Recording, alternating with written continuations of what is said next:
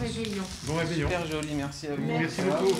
Heureusement qu'ils étaient là parce que sinon je sais pas comment j'aurais fait pour offrir à ma petite femme un beau bouquet. Et là il faut que je me dépêche, je vais aller chercher un taxi pour évidemment rentrer avant 20h.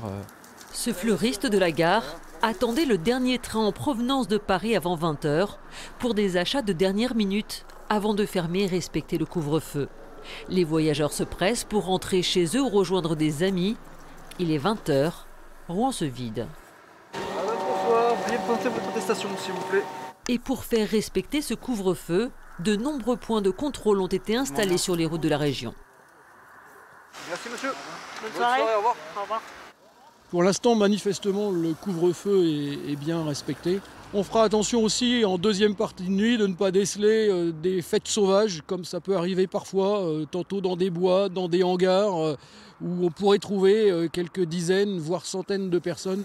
Un couvre-feu respecté sur les routes, tout comme en centre-ville. L'ambiance n'est pas à la fête, à quelques exceptions près.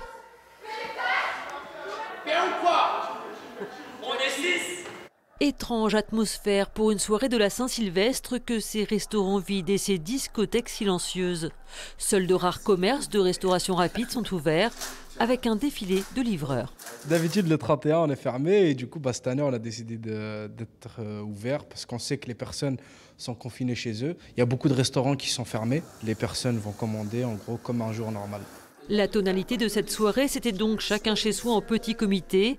C'était le cas chez le peintre Christophe Ronel, 6 personnes pour une soirée plus intimiste que d'habitude.